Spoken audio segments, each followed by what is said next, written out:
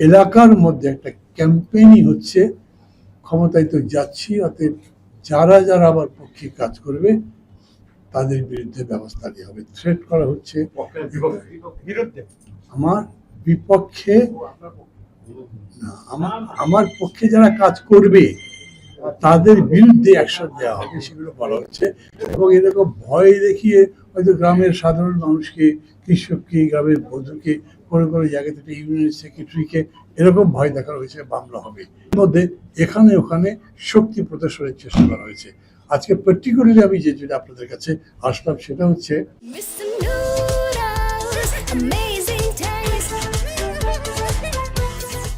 নারীদের সংগঠন আছে আমাদের ঘরে প্রায় প্রত্যেকটা ইউনিয়নে, এবং নারীদের যে ক্যাম্পেইন গ্রামে গ্রামে সেটা আমরা করি। সেইভাবে গতকালকে যে নারীদের ক্যাম্পেইন হয়েছিল, দেউলি এবং মোকাবতলা তাদেরকে পথের মধ্যে একটা ক্যান্ডিডেটের লোকজন থ্রেট করে ফেরত পাঠিয়েছে। এরপরে সামনে এগুলি তোমাদের বিরুদ্ধে ব্যবস্থা তো মেয়ে মানুষ ভয় পেয়েছে, তারা চলে গেছে, রিপোর্ট করেছে। রিপোর্টটা পেতে পেতে আবার আজকে সকাল হয়েছে।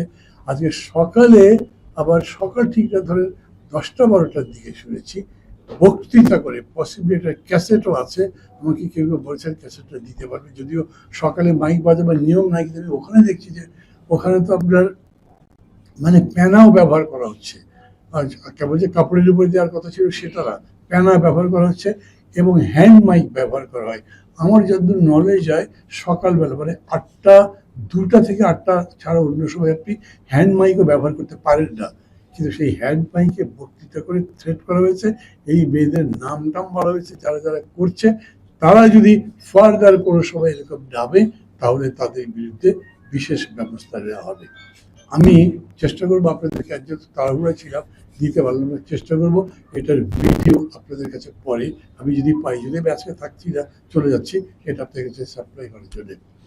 এটা নিয়ে এর আগে যখন গতকালকে এরকম একটা চেষ্টা করা হয়েছিল তখন থানায় আমার লোক পাঠিয়েছিলাম যে তোমরা কেস করো।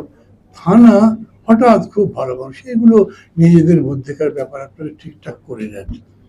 থানাগুলো এরকম মনে করে যদি যে না ক্ষমতায় তো ওরা যাবে, ওদের বিরুদ্ধে এখন কোনো মামলা টামলা দিলে পরে কি অসুবিধা হয়, তো সেই রকম একটা পরিস্থিতির মতো আমার কাছে মনে হয়েছে। নইলে আমি অ্যাগ্রিভ মামলা দিতে যাচ্ছি, মামলা নেবেন, আমার মামলা যদি ঠিক হয় বাদ দিয়ে দেবেন, আরেকজন অ্যাগ্রিভ তিনিও যাবেন মামলা নেবেন, কিন্তু আমারটা নেবেন না, ওইটা নেবেন।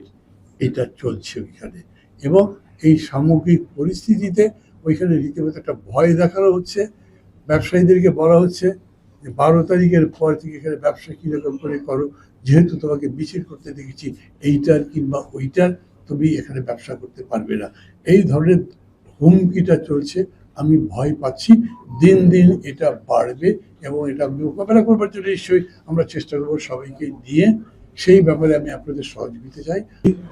এই ঘটনাটা আমার একেবারে শুরু থেকে আমাকে ডিসকোয়ালিফাই করা থেকে এই পর্যন্ত যেটা করেছেন সেটা বিএনপি মনোনীত প্রার্থী। আপনাদের না বোঝার প্রশ্ন নয়, এই প্রশ্নটা বারবারই করছেন যে আমি কিন্তু বলেছি আমাকে বিএনপির পক্ষ থেকে ঘোষণা করা হয়েছিল যে ব্যাপারে ক্যান্ডিডেট, পরে তারা তাদের প্রার্থী দিয়েছেন, বলেছি তো আমি।